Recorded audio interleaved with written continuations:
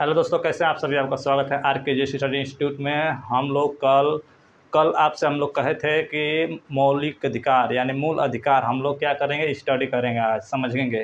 Fundamental right हम लोग नागरिकता पूरी तरह NRI, PIO, OCI, NRC, CAA सब की चर्चा हम कल कर दिए थे।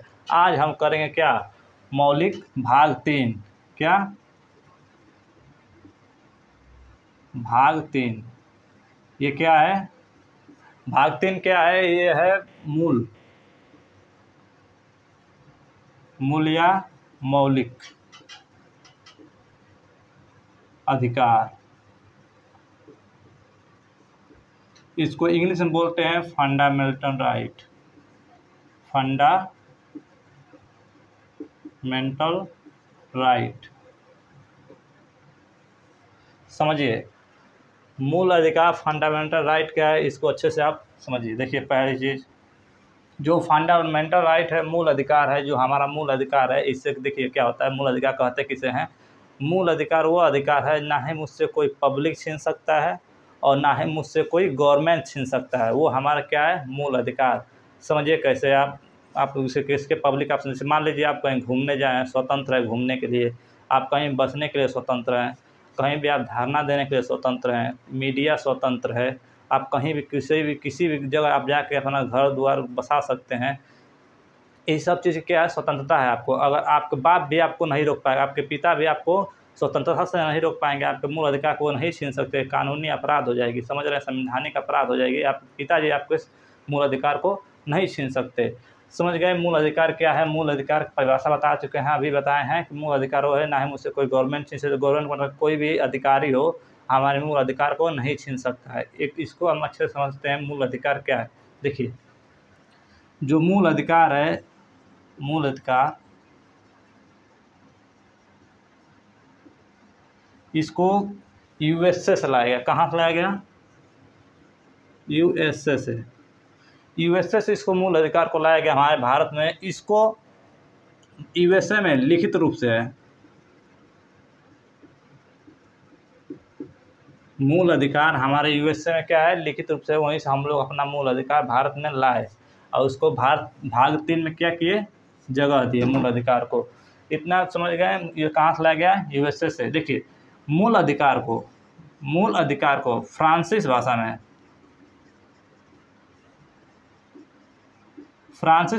मैग्ना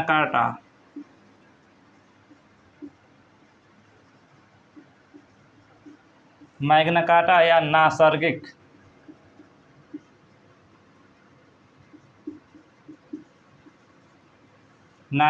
कहा जाता है। क्या कहा जाता है? मैग्ना कार्टा या नैसर्गिक। फ्रांसीसी भाषा में। किस भाषा में? फ्रांसीसी भाषा में। इतना आप समझ गए। देखिए, जो ये मैग्ना कार्टिक भाषा का शब्द कौन सर्वप्रथम प्रयोग किया था? इंग्लैंड वालों ने। इंग्लैंड में इस शब्द का सर्वप्रथम प्रयोग किया गया। जो अधिकार होता है उसको फ्रांसीसी भाषा में क्या कहा जाता है? Magna carta. इतना आप समझ गए कि ये मूल अधिकार क्या है। अब समझते हैं मूल अधिकार में क्या क्या हम लोग को पढ़ना है। इसको स्क्रीनशॉट ले लीजिए, उसके बाद अच्छे से हम समझाते हैं आपको।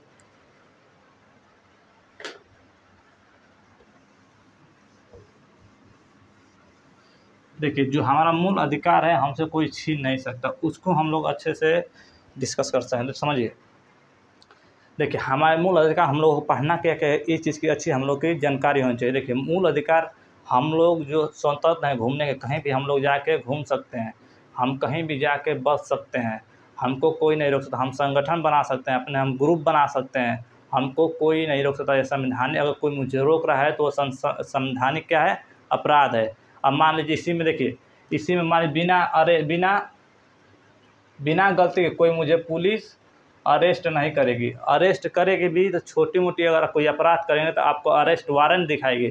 अगर आप बड़ा अपराध कर दें, किसी का मर्डर कर दें, किसी का सर फोड़ दिए हैं, तो आपको बिना वारंट दिखाए ही आपको ले जाएगी। इसको हम आगे चर्चा करेंगे। इसमें और चीज़ समझिए, इसमें छुआछूत जो है, आपसे छुआछूत आपसे नहीं किया जाएगा। आपको जन्म के आधार पर, वंश के आधार पर, जन्म स्थान के आधार पर, जाति के आधार पर आपसे कोई भेदभाव नहीं किया जाएगा। इसी में समझिए, अगर आपसे कोई मूल अधिकार को छीन रहा है, आपको मान लीजिए कोई गवर्नमेंट है या पब्लिक आपके मूल अधिकार को छीन रही है, तो सुप्रीम कोर्ट उस मूल अधिकार को अनुच्छेद 13 के तहत रद्द कर देगी। मान लीजिए आप कोई काम कर रहे हैं, आपका मूल अधिकार है कि आप कर सकते हैं, और गवर्नमेंट ये करे कि आप ये नहीं कर सकते हैं, तो आप सुप्रीम कोर्ट अनुच्छेद 32 के तहत तुरंत डायरेक्ट सुप्रीम कोर्ट में जा सकते हैं। आपको कोई नहीं रोक सकता। सुप्रीम कोर्ट इस देखिए मूल अधिकार का जो रक्षक, मूल अधिकार का रक्षा कौन करता है? रक्षक कौन है? Supreme court, high court, district court. हालांकि ये लोग बहुत ज़्यादा पावरफुल होते हैं। इनके अंतर्गत कोई भी, मान लीजिए कोई प्रधानमंत्री ही क्यों ना हो, अगर प्रधानमंत्री अगर कोई कानून बना रहे हैं, मान लीजिए कोई प्रधानमंत्री कानून बना दे कि आप यहाँ नहीं आ सकते हैं, और संविधान में ये नहीं चर्चा है कि आप वहाँ जाने के आप स्वतंत्र हैं, तो मूल अधिकार तुरंत वो मूल अधिकार कहे कि आप इसे रोक नहीं पाएंगे, इसको इनका जो है मूल अधिकार वहाँ पर ये जाएंगे। संविधान क्या कहे? अनुच्छेद 13 के तहत से प्रधानमंत्री जो नियम बनाए रहेंगे उनको रद्द कर देगी। इतना आप समझ गए। इसकी चीज़ की चर्चा हम लोग एक एक आर्टिकल में करेंगे, एक एक आर्टिकल में इसी चीज़ की चर्चा करते हैं। समझिए, अनुच्छेद 12, 13 ये सब चीज़ की चर्चा करेंगे।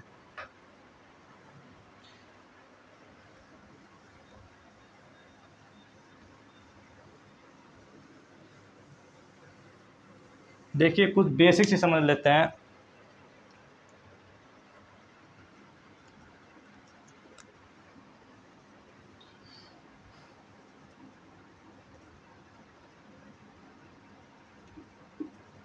अनुच्छेद, देखिए ये अनुच्छेद भारतीय में अनुच्छेद कहाँ से कहाँ तक है, तो इसको समझिए। ये अनुच्छेद 12 से कहाँ तक है? 35 तक। अनुच्छेद 12 से 35 तक है। इसको अब एक एक करके हम लोग अच्छे से समझते हैं। समझिए, अनुच्छेद 12 क्या है? अनुच्छेद 12 क्या है? इसमें देखिए राज्य की परिभाषा है, राज्य की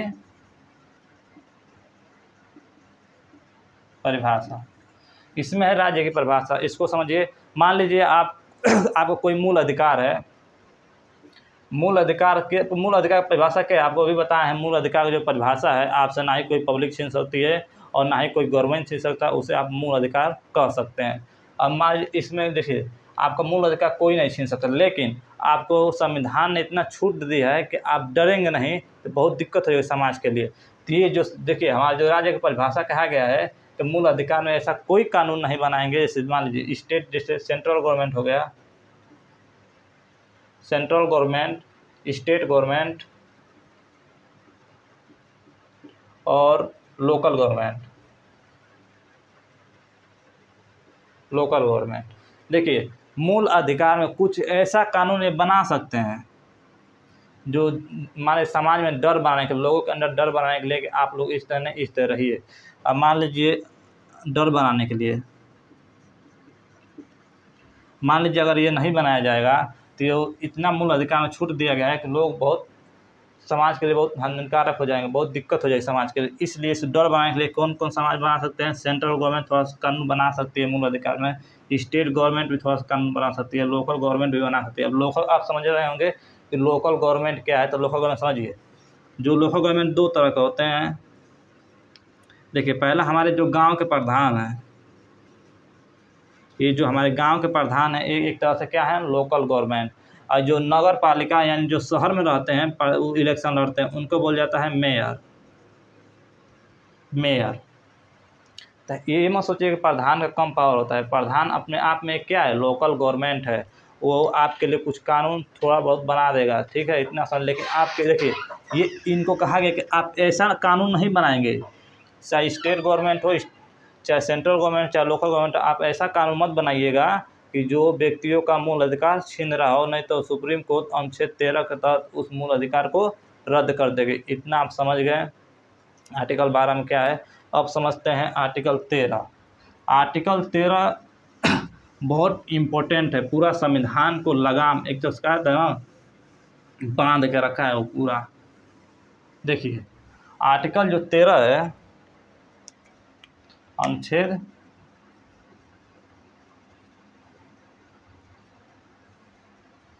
13, ये बहुत इम्पोर्टेंट चैप्टर, एक बहुत इम्पोर्टेंट क्या है, अनुच्छेद है, इम्पोर्टेंट है, बहुत ज़्यादा इम्पोर्टेंट है।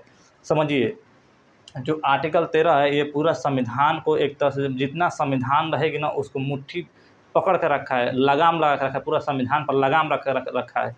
या अगर ये आर्टिकल 13 नहीं होता ना तो संसद कुछ भी कर सकती थी। जितना नेता हैं सब पारित कर देते कि इस तरह नहीं, इस तरह होना चाहिए, इस समाज में इस तरह नहीं, ये कानून होना चाहिए, समाज में ये कानून नहीं, वो कानून होना चाहिए।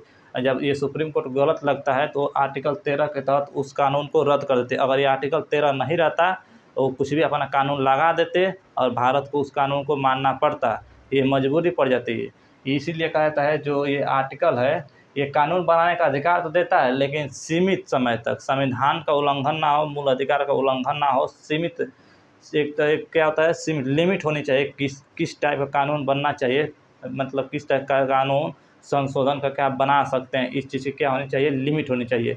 ये आर्टिकल 13 कहता है अगर ज़्यादा लिमिट से ज़्यादा आप अगर कानून बना रहे हैं तो आपको इसमें समझिए क्या है, मान लीजिए कोई प्रधानमंत्री हैं,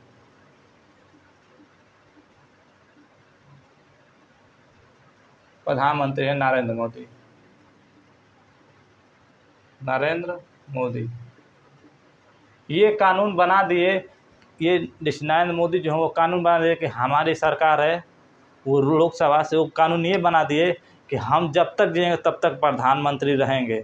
ये इसको पारित कर दिए लोकसभा में, राज्यसभा में पारित कर दिए, ऊपर द्रौपदी मुर्मू जी वो साइन कर दिए, ये तो पारित हो गई चारों तरफ से, ये कानून अब लगेगी। तो एक तरफ से क्या है, मूल अधिकार को हनन ही तो है। तो सुप्रीम कोर्ट सीधे किससे कहेगा, प्रधानमंत्री नरेंद्र मोदी जी से कहेगा कि देखिए मोदी जी, आप मूल अधिकार का उल्लंघन नहीं कर सकते। आर्टिकल 13 क्या है, आर्टिकल आप 13 पढ़े नहीं हैं, आर्टिकल 13 लिमिट समय तक आप लिमिट में आप कानून बनाइए, लिमिट से बाहर मत जाइए। आर्टिकल 13 ये तो क्या कर देगा, कानून को रद्द कर देगा। आर्टिकल 13 इस कानून को पूरी तरह से फाड़ फूड़ कर रद्द कर देगा। इतना आप समझ। एक बार देखिए क्या हुआ था, एक बार नरेंद्र मोदी, देखिए जो जज की नियुक्ति होती है ना, जज की जो नियुक्ति होती है, कौन सा जज किस लेवल का रहेगा, उस समय 5 जज होते हैं, 5 जज होते हैं जो जजों का नियुक्ति करते हैं। ये 5 जज बहुत लेवल का होता है, बहुत इनका हाईवी पद होता है, बहुत सुप्रीम कोर्ट से भी बहुत 5 जज होते हैं, बहुत हाईवी पद होता है, क्लोजियम जिनको बोला जाता है। जो 5 जज बैठते हैं उनको बोला जाता है क्लोजियम। समझिए, ये मान लीजिए एक बार प्रधानमंत्री क्या किए थे कि एक कानून बना दिए कि जो ये 5 जज हैं अब ये लोग नियुक्ति नहीं करेंगे, जजों का नियुक्ति कौन लोग करेंगे, हम लोग करेंगे, प्रधानमंत्री कहे थे। और उनके लिए एक आयोग भी बना दिए, तो उसको लोकसभा, राज्यसभा और राष्ट्रपति रामनाथ कोविंद से पारित भी करा लिए थे। देखिए, मान लीजिए कोई भी कानून, अगर कानून जो है, कानून समझिए, कानून है और इसको आपको लागू करना है तो पहले किस में ले जाएगा, लोकसभा में। इस सब चीज़ की चर्चा हम करेंगे आगे लोकसभा में, उसके बाद जाएगा राज्यसभा में। इन दोनों से जब पारित हो जाएगा तो जाएगा किसके पास, राष्ट्रपति के पास। राष्ट्रपति सिग्नेचर का क्या कर देंगे, पारित कर देंगे। उसके बाद एक कानून पूरे भारत में क्या हो जाएगा, लग जाएगा। तो यही काम ये भी कर दिए थे। ये सोचे कि हम क्या करेंगे, जजों की नियुक्ति करें, संसद जजों की नियुक्ति करेगी। तो ये जो इन तीनों चीज़ से क्या कर लिए, पार करा लिए। अब सुबह में क्या हुआ, सुबह में बैठी 5 जजों की कमेटी और उस फाइल जो बनाए थे उस फाइल को फाड़ फोड़ दी, कही कि नरेंद्र मोदी जी, प्रधानमंत्री जी, माननीय प्रधानमंत्री जी, समझिए आर्टिकल जो 13 है, आप लिमिट समय तक लिमिट ही कानून बनाइए, इससे अधिक आप कानून नहीं बना सकते हैं। इसमें देखिए इतना आप समझ गए कि कानून अगर आपका मूल अधिकार का उल्लंघन हो रहा हो तो आप कहाँ जा सकते हैं, सुप्रीम कोर्ट। अगर आपको कोई रोकने से अगर कोई भेदभाव करता है तो आप कहाँ जा सकते हैं, सुप्रीम कोर्ट में, हाई कोर्ट में, डिस्ट्रिक्ट कोर्ट में, आप कहीं भी जा सकते हैं। जो आपसे निहित कोर्ट है वहीं आप जा सकते हैं। इतना आप समझ गए। अब एक चीज़ और समझिए, इसमें राज्य, देखिए बहुत इम्पोर्टेंट चैप्टर है ये, बहुत इम्पोर्टेंट आर्टिकल है ये, आर्टिकल 13। इसमें समझिए राज्य, अब राज्य ये मत समझिए स्टेट। देखिए राज्य का मतलब हम ये कह रहे हैं कि राज्य एक संस्था है। क्या है? संस्था। आप ये कहें कि राज्य कैसे संस्था है? राज्य तो हमारे देश में 28 राज्य हैं और राज्य देखिए जिस आप राज्य को 28 राज्य जो आप समझते हैं ना, उसको संविधान प्रोविंस कहती है। क्या बोलती है? प्रोविंस। उसको संविधान प्रोविंस कहते हैं। अगर हम आपको राज्य सरकार बोलेंगे, राज्य सरकार या स्टेट गवर्नमेंट, तब आप समझिए कि हम किस चीज़ की बात कर रहे हैं, राज्य सरकार या स्टेट गवर्नमेंट की बात कर रहे हैं। अगर हम राज्य की बात कर रहे हैं तो आप समझिए कि हम किसी संस्था की बात कर रहे हैं। किसकी बात कर रहे हैं? किसी संस्था के बारे में समझिए। आर्टिकल 13 कहता है, देखिए आर्टिकल 13 संस्था।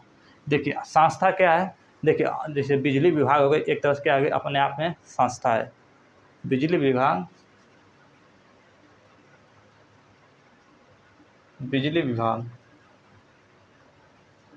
अपने आप में क्या है? संस्था है। ये चाहेगी तो अपनी यूनिट 7 रुपये 8 रुपये यूनिट है ना, उसको चाहेगी तो 10 रुपये कर दे। इसमें सुप्रीम कोर्ट कुछ नहीं कर सकते, इसमें हस्तक्षेप नहीं करते, क्योंकि अपने आप में क्या है? एक स्टेट है, संस्था है। लेकिन अगर आपके मूल अधिकार को उल्लंघन हो रहा हो, ये सुप्रीम कोर्ट इसमें हस्तक्षेप कर सकती है। लेकिन ये सुप्रीम कोर्ट संविधान में, ये संविधान में कहा गया है कि जो भी सरकारी संस्था हैं, स्टेट हैं, उसमें supreme court, high court, district court कोई भी हस्तक्षेप नहीं कर सकता है। लेकिन अगर मूल अधिकार को आपको छीन रहा हो तो सुप्रीम कोर्ट हस्तक्षेप कर सकते हैं। समझिए बिजली विभाग क्या है? संस्था है। एनटीपीसी क्या? एक संस्था है। ये देखते हैं कभी कभी क्या करती है, निकालते 2017 में फार्म निकालेगी, 2022 में पेपर लेगी। मौज देखिए इसमें। देखिए कोर्ट तो कुछ जा ना पाएंगे आप, नहीं कोर्ट जा सकते हैं, ना हाई कोर्ट, ना डिस्ट्रिक्ट कोर्ट, ना सुप्रीम कोर्ट, कहीं नहीं जा सकते हैं आप। वैसे भी इन लोगों की जो मान लीजिए कि 2017 में वैकेंसी के 2022 में पेपर ली, आप कोर्ट भी नहीं जा सकते। लेकिन अगर मान लीजिए एक समझिए एनटीपीसी का रिजल्ट है, मान 2022 में पेपर है, 2022 में पेपर है। अब मान लीजिए 2022 में कहते हैं कि 25 सितंबर को है, 25 सितंबर को 2022 में पेपर है एनटीपीसी का। और 25 सितंबर से पहले एक दिन 24 सितंबर को अगर ये अपना सिलेबस चेंज कर दे तो लड़के सब भौखीले आ जाएंगे। कहें कि एक दिन पहले सिलेबस चेंज कर दिया, हम लोग इतनी तैयारी कर रहे हैं 5 साल से एक ही सिलेबस पर, आज आप एक दिन में चेंज कर दे, हम लोग फिर कैसे पेपर देंगे? तो ये लोग जा सकते हैं कहाँ पे? Supreme court. सुप्रीम कोर्ट जा कहेंगे कि सर ये 25 तारीख को हम लोगों का पेपर था, 24 तारीख को इन लोगों ने अपना सिलेबस चेंज कर दिया। सुप्रीम कोर्ट किसको बुलाएगा? एनटीपीसी को। एनटीपीसी के महानिदेशक को बुलाएगा और कहेगा कि आप लड़कों का भविष्य खराब मत कीजिए, ये आपका मूल अधिकार, लड़कों का मूल अधिकार है कि वो आप पेपर दें। लेकिन आप ये 24 इसको पेपर ले लेने के बाद उसी सिलेबस पेपर लीजिए, उसके बाद आप चेंज कर सकते हैं। इसका मतलब ये नहीं कि आप अपने आप में एक स्टेट हैं, बोर्ड हैं, तो इसका ये मतलब नहीं कि आप किसी व्यक्ति का मूल अधिकार से क्या कीजिए? उल्लंघन कीजिए। इतना आप समझ गए।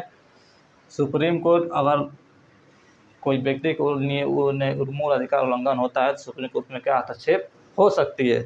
इतना आप समझ गए अच्छे से। देखिए जो आर्टिकल 13 अपने आप में क्या है? एक आर्टिकल 13 पूरे संविधान पर क्या करती है? लगाम लगाने की प्रयास करती है। देखिए यूजीसी यूपी बोर्ड,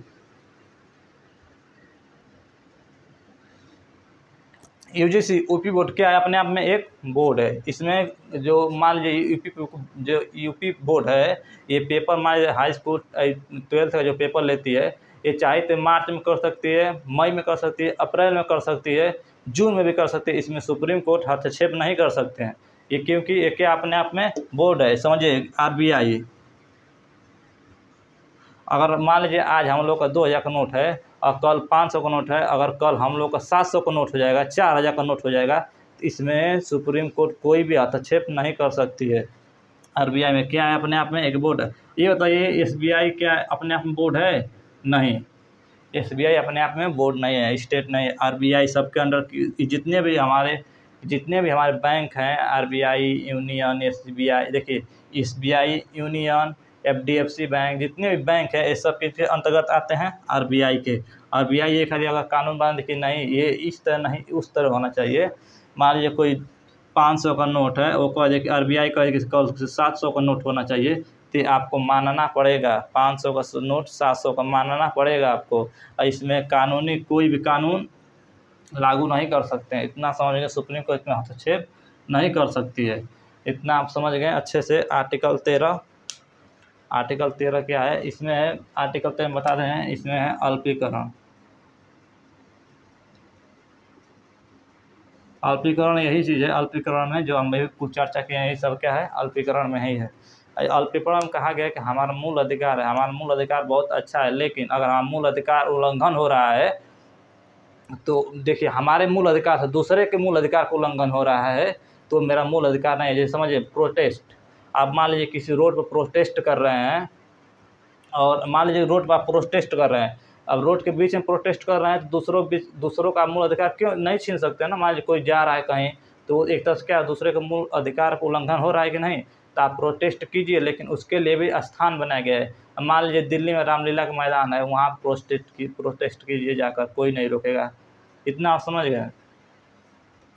अपने आप में क्या है, ये बोर्ड होते हैं सब। आर्टिकल 13 भी क्या हो गई, समाप्त। अब समझते हैं आर्टिकल 14,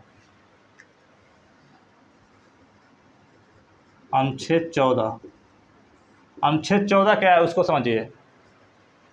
अनुच्छेद 14 में कहा गया है विधि के समक्ष, विधि के समक्ष समानता। इसको समझिए क्या चीज़ है, विधि के समक्ष समानता या क्या, कानून के समक्ष समानता, कानून के समक्ष समानता। इसको समझिए। मान लीजिए कोई भी व्यक्ति हो या कोई भी व्यक्ति हो, अगर अपराध किया है तो कानून की नज़र में क्या है, एक तरह से अपराधी है। सब व्यक्ति कानून की नज़र में क्या है, सब कानून के समान भाग में देखे जाते हैं। सब कानून, सबके कानून, सब पर कानून लगती है। सब कानून क्या है, भागीदारी हैं। अब मान लीजिए आप मर्डर कर दिए तो ऐसा थोड़ी ना कि आपके ऊपर कानून नहीं लगेगी। अगर आप मान लीजिए कोई भी व्यक्ति हो गया, मर्डर कर दिया हो या किसी का सर फोड़ दिया, तो ऐसा थोड़ी ना किसी पर कानून नहीं लगेगी, किसी को FIR नहीं किया। कानून सबके लिए क्या है, बराबर है। और कोई अपराध कर दे तो उसको पुलिस क्या करेगी, गिरफ्तार करेगी, अरेस्ट करेगी ही करेगी, चाहे जो भी व्यक्ति हो, चाहे क्यों नहीं CM हो, PM हो, IS IPS, जो भी व्यक्ति अगर वो क्राइम कर दे तो पुलिस उन लोगों को अरेस्ट करेगी। इतना आप समझ गए। दूसरी समझिए, इसमें राज्यपाल और राष्ट्रपति को शामिल नहीं किया गया। दो व्यक्ति एकदम इम्पोर्टेंट रखिएगा, पूछ देता है इसमें राष्ट्रपति और राज्यपाल, दो चीज़ को शामिल नहीं किया गया है, राष्ट्रपति और राज्यपाल। इसको समझिए क्या चीज़ शामिल नहीं किया गया इन लोगों को। देखिए अगर इन लोग मान लीजिए कोई मर्डर कर देना तो इन लोग कोई सज़ा नहीं दिया जाता है, इन पर फाइन लगा देंगे, लेकिन सज़ा आप नहीं दे सकते हैं। तो इसी बात पर डॉक्टर भीमराव अंबेडकर और डॉक्टर राजेंद्र प्रसाद के बीच बहुत ज़्यादा 2-3 दिन क्या थी, बहस चली। बहस में क्या हुआ कि क्यों नहीं, डॉक्टर भीमराव अंबेडकर जी का कहना था कि क्यों नहीं उन लोगों को सज़ा दिया जा सकता है। वो भी तो एक तरफ से क्या कर रहे हैं, अपराधी तो कर रहे हैं, वो एक तरफ से क्या मर्डर ही तो कर रहे हैं, तो उन लोगों को क्यों नहीं सज़ा दिया जाएगा। तो ये कहा कि ये राज्यपाल है, वो अगर वो उसको सज़ा दिया जाएगा तो मान लीजिए राष्ट्रपति को मर्डर के तहत आपको सज़ा दे सकते हैं, तो ये अनुच्छेद 71 के तहत अपना सज़ा क्या कर लेगा, माफ़ कर लेगा। राष्ट्रपति को इतना पावर दिया जाता है कि अगर किसी का फांसी हो तो अनुच्छेद 71 के तहत माफ़ कर देगा। इसको संविधान क्या दी है, पावर दी है। इतना आप समझ गए। तब इतना बहस होने के बाद डॉक्टर भीमराव अंबेडकर जी की बात, इतनी बहस हुई डॉक्टर राजेंद्र प्रसाद के बीच, उन लोगों ने कहा, तब वहाँ से एक निर्णय निकला। समझिए कि निर्णय क्या निकला। निर्णय ये निकला कि मान लीजिए आप अपराध कर दें तो इसका थोड़ी मतलब हो कि आप सज़ा नहीं भुगतेंगे जब तक मान लीजिए आप अपने पद पर, राष्ट्रपति अपने पद पर हैं, 5 वर्ष तक पद होता है राष्ट्रपति का। ये अपने जब तक पद पे हैं तब तक ये सज़ा नहीं भुगतेंगे, तब तो स्वतंत्र है। जहाँ अपने पद से हट गए, जहाँ अपने पद से हट गए तो इनकी जो अपराध जैसे किए रहेंगे, फांसी दिए रहेंगे, तो फांसी के मान लीजिए आप कोई ये मर्डर कर दिए हैं तो इनको सज़ा का क्या करेगा, सुप्रीम कोर्ट हाई कोर्ट सुना सकती है अगर अपने पद से हट गए तो। और जब तक अपने ये पद पर हैं तब तक इनको सज़ा सुप्रीम कोर्ट नहीं सुना सकती है, क्योंकि अगर वो सज़ा सुना देगी तो अनुच्छेद 71 के तहत अपनी सज़ा क्या कर लेंगे, माफ़ कर लेंगे। इसलिए इनके पद हटने के इंतज़ार किया जाता है अगर कोई राष्ट्रपति अपराध कर दे तो। इतना आप समझ गए कि राज्यपाल और राष्ट्रपति इन दोनों को कहाँ रखा गया है, इन लोगों से बाहर है, क्योंकि इन पर समान कानून नहीं लगता। अगर समान कानून लगता तो इनको भी क्या किया जाता, अरेस्ट किया। कोई अपराध कर देते इनके पद पर रहने के भी अरेस्ट कर लिया जाता, लेकिन इनको अरेस्ट नहीं किया जाता है क्योंकि ये अपने पद पर बहुत क्या है, पावरफुल है। अनुच्छेद 71 के तहत क्या कर सकते हैं, अपनी क्या सज़ा माफ़ कर सकते हैं। लेकिन अगर ये समझेंगे कि मान लीजिए कोई IPS हो, PM हो, ये अपराध कर दे और अपने पद के हिसाब से अपनी सज़ा माफ़ कर दे, तो ऐसा नहीं है। अगर वो अपराध कर रहे हैं तो उनको तुरंत क्या कर देगी, सुप्रीम कोर्ट सज़ा दे सकती है। इतना आप समझ गए। दूसरी चीज़ समझिए हमें, देखिए पहली चीज़ है विधि के समझ समानता। दूसरी चीज़ समझिए इसमें अनुच्छेद 14 में क्या है, दूसरी चीज़ कानून के समझ, कानून के समझ संरक्षक।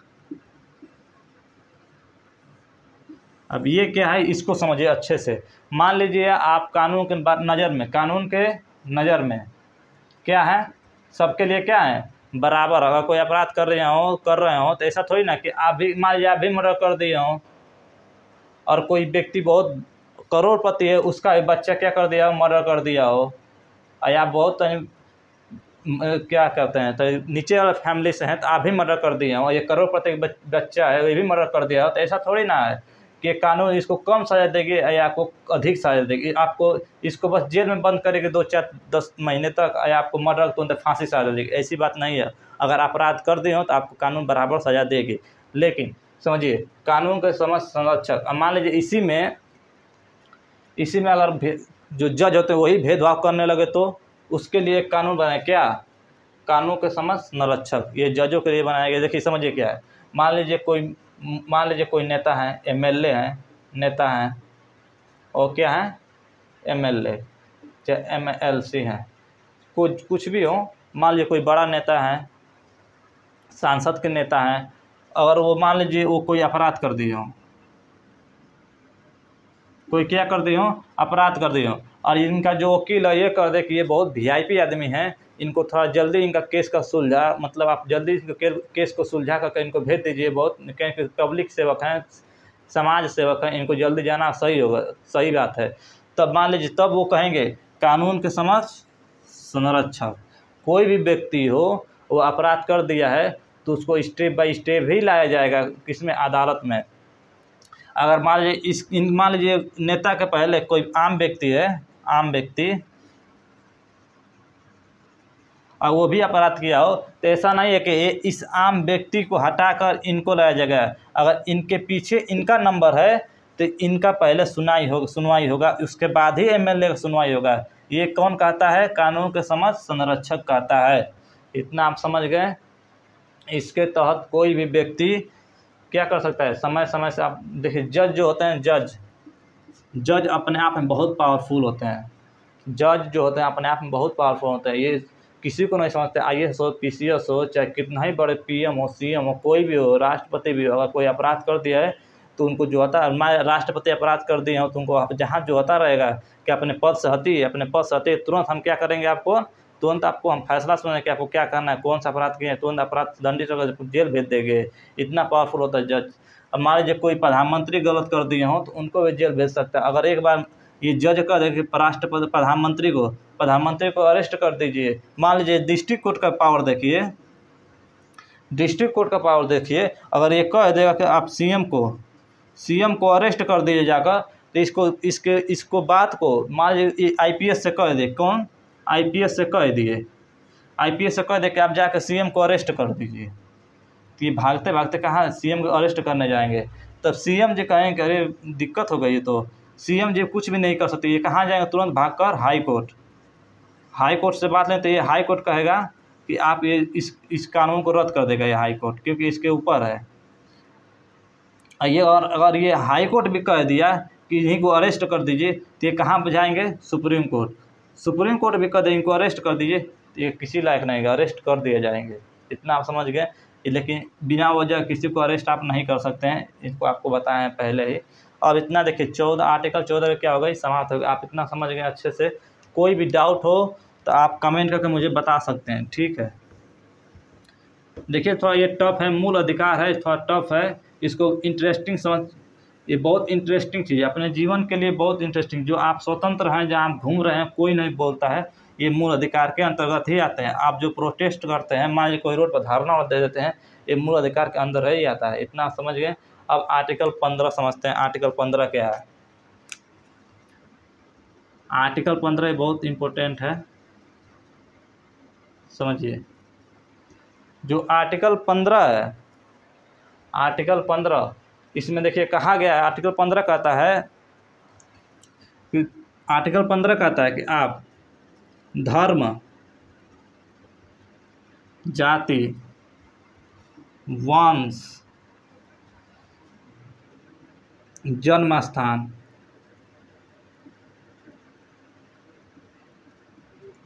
लिंग,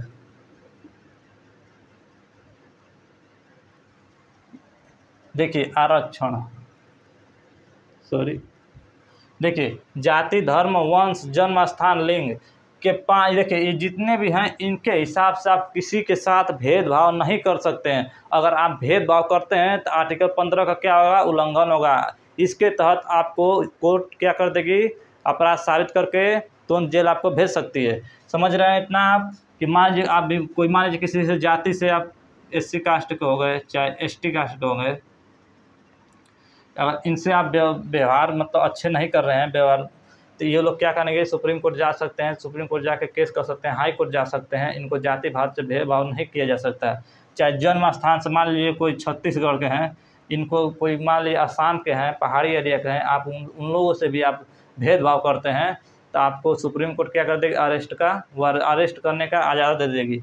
वंश के आधार पर आप नहीं कर सकते। मान लीजिए किसी के व्यक्ति को बहुत लोग पुराने हो गए हैं, मान लीजिए उन्हीं के वंश के हैं आप, नए वंश वाले आपसे भेदभाव करने लगे तो अभी क्या हो जाएगा? आर्टिकल 15 का उल्लंघन हो जाएगा। और धर्म के आधार पर, मान लीजिए आप कोई मुस्लिम धर्म है, कोई जैन धर्म है, अब जैन धर्म, मुस्लिम धर्म, अगर हिंदू धर्म भेदभाव करने लगे, या मुस्लिम धर्म हिंदू धर्म से भेदभाव करने लगे, या जैन धर्म बौद्ध धर्म से भेदभाव करने लगे, तो अभी क्या हो जाएगा? आर्टिकल 15 का उल्लंघन होगा। इसके तहत आप गिरफ्तार हो सकते हैं। इतना आप समझ गए। आर्टिकल 15 में क्या है? किसी जाति, धर्म, वंश, जन्म स्थान, लिंग के आधार पर। लिंग समझिए, लिंग क्या है कि मान लीजिए कोई लड़का है, कोई लड़की है, गरीब फैमिली से है, या कोई भी लड़की हो, किसी भी फैमिली से हो, कोई भी जाति से हो, तो आप उससे भेदभाव नहीं कर सकते हैं। बहुत देखते होंगे, बहुत दिक्कत होती होगी समाज में, कोई भी लड़की गरीब फैमिली से हो तो उनसे भेदभाव किया जा सकता है। मान लीजिए अब तो देखिए, अब तो शहरों में है, शहरों में भेदभाव की जो चीज़ें हो रही हैं पहले की, वो ख़त्म हो चुकी हैं। लेकिन शहर में क्या होता है कि अगर आप रूम देखने जाएंगे, रूम देखने जाएँ तो लोग आपसे क्या पूछेंगे? कौन से कास्ट के हो आप? पूछेंगे। आप मान लीजिए आपका नाम पूछेंगे, क्या नाम है आपका? तो आप बोलेंगे कुछ भी, मान लीजिए धर्मेंद्र नाम है, तो पूछेंगे कि अपना पूरा नाम बताइए, क्या नाम बताइए अपना पूरा नाम। तो उतना समझ रहे हैं क्या पूछना चाहता है? कि अपना पूरा मतलब अपना कास्ट अगर आप बता दिए तो समझ जाए किस आप कास्ट के, तो कहते हैं भाई रूम हमारे यहाँ नहीं खाली है। ये हो गई है शहरों में। लेकिन अब तो धीरे धीरे वो भी क्या हो गई है? बंद हो चुकी है।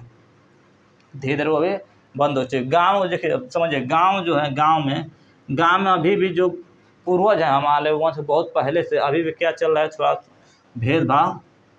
भेदभाव चल रहा है। लेकिन फिर भी अब क्या धीरे धीरे सब कुछ ख़त्म हो रहा है, धीरे धीरे सब चीज़ ख़त्म हो रहा है। इतना आप समझ गए। किसी आर्टिकल 15 में कहा गया है, देखिए इसी पर एक मूवी भी आई है, आर्टिकल 15 पर एक मूवी भी है, उसको आप लोग देखिए, बहुत ज़बरदस्त है आर्टिकल 15। उसके हिसाब से आपको अच्छे से समझ में आ जाएगा। धर्म, जाति, वंश, जन्म स्थान, लिंग के आधार पर आप क्या कर सकते हैं? भेदभाव नहीं कर सकते हैं। आर्टिकल 15 क्या हो जाएगा? उल्लंघन हो जाएगा। इतना आप समझ गए। इतना स्क्रीनशॉट ले सकते हैं।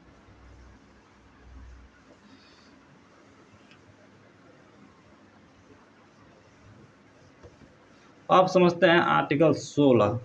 आर्टिकल 16 में क्या है? वो भी एक तरह से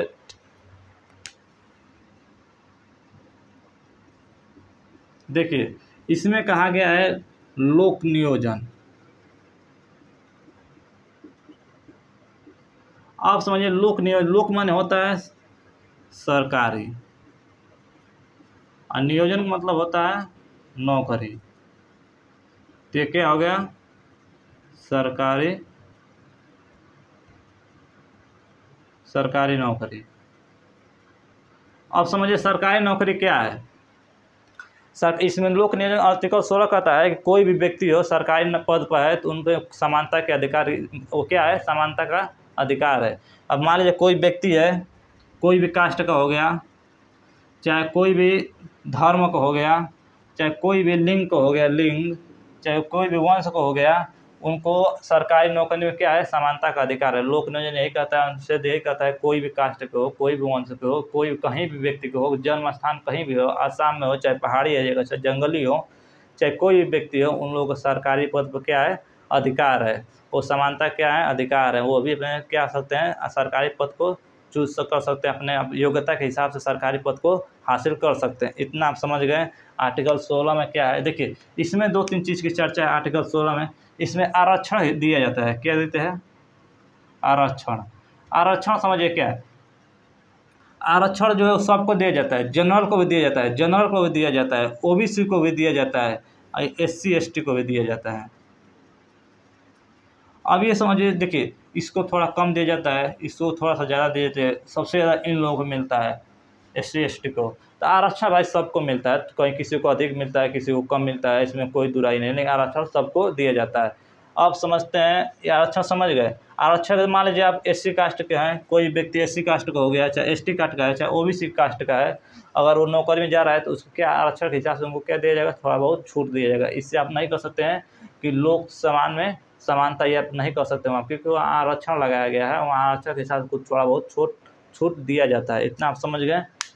आर्टिकल 16 में क्या है। अब आर्टिकल 17 में देखिए, आर्टिकल 17 में कहा गया है छुआछूत। आप किसी के साथ छुआछूत भेदभाव नहीं कर सकते हैं। आर्टिकल मान लीजिए बहुत देखते हैं वो लोग गाँव में भी छुआछूत से परंपरा चल रही है, गाँव में भी, शहर में तब बंद हो चुकी हैं। देखिए आर्टिकल 17,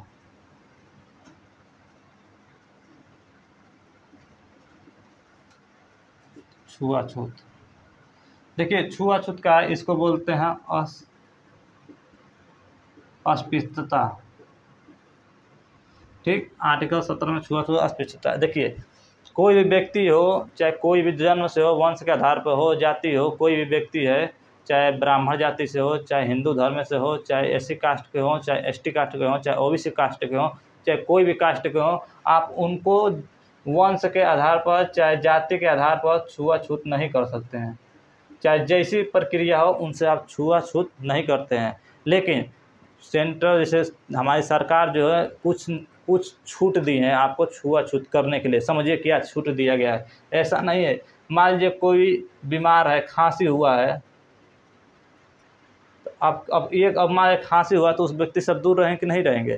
तो आप ये जा कोई व्यक्ति से, मान लीजिए कोई व्यक्ति को खांसी हुआ है और वो व्यक्ति जाकर आप छुआछूत मतलब कुछ दूरी बना कर रख रहे हैं, उससे बहाना कर रहे हैं कि मेरे पास मत आओ, और जाकर वो कह दे कि ये कोर्ट में केस कर दे कि हमसे ये व्यक्ति छुआछूत कर रहा है, तो आप उसमें गिरफ्तार हो जाएंगे नहीं। इसलिए केंद्र सरकार ने क्या दिया है, कुछ छूट दिया है कि आप खांसी किसी व्यक्ति से हुआ तो उससे आप दूरी बना सकते हैं, छुआछूत थोड़ा बहुत कर सकते हैं। दूसरी चीज़ देखिए, मान लीजिए कोविड-19 का जो हुआ, कोविड-19 इसमें क्या पूरा भारत ही छुआछूत किया है। कोविड-19 में एक दूसरे से छुआछूत किए हैं। मान लीजिए कोई व्यक्ति है, उससे थोड़ा दूरी बना कर रखा गया है, इसमें आप मुझसे टच मत होइए, छुआछूत हो जाएगी, क्योंकि आप मान लीजिए उसमें रोग की प्रचलन थी कि किसी को कोविड-19 का रोकना था, इसलिए उसको छुआछूत सरकार नहीं करी। अब समझते हैं किसी को खुजली हो गई हो, इसमें भी आप क्या कर सकते हैं, छुआछूत कर सकते हैं। इतना समझ गए। इसमें सब जितने बीमारियां हैं, जो भी बीमार हो, जो भी बीमारियां हैं, जो भी रोग हो, उससे अगर छुआछूत फैलती है तो उस पर आप रोक, मतलब सरकार ये नहीं कहे कि आप छुआछूत मत कीजिए, उससे आप दूरी बना सकते हैं। इतना आप समझ गए। अब समझिए आर्टिकल 18। आर्टिकल 18 में क्या है, उपाधियों का अंत। आर्टिकल 18 क्या है,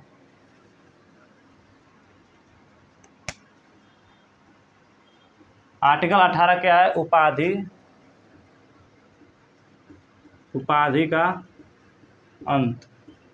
समझिए, देखिए हमारा देश गुलाम था, क्या था, जब हमारा देश गुलाम था तो अंग्रेजों ने बहुत सारी उपाधियां देख गई, जैसे समझिए राय बहादुर,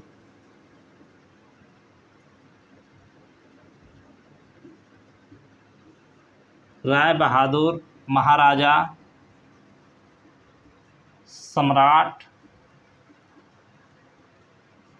मान लीजिए ऐसी कई सारी उपाधियां हैं, राजा की उपाधि है, मान लीजिए ऐसी कई सारी उपाधियां हैं जिनको क्या कर दिया गया है, समाप्त कर दिया गया है। भारत सरकार इनको समाप्त कर दिया कि कोई व्यक्ति ऐसी उपाधि अपने सामने नहीं रख सकता है। मान लीजिए कोई कास्ट का व्यक्ति हो, कोई भी कास्ट का, जनरल का हो, ओबीसी का हो या एसटी एसटी का हो, वो भी अपने कास्ट का उपाधि नहीं रख सकता है। देखते होंगे गाँव में अभी भी देखते होंगे, चाहे कहीं शहर में देखते होंगे, अपने बाइक के आगे कुछ भी कास्ट से लेकर चलते हैं, बाइक पर आगे कास्ट का नाम लिखवा कर चलते हैं, तो वो क्या कर रही है सरकार क्या कर दी है, प्रतिबंध कर दी है।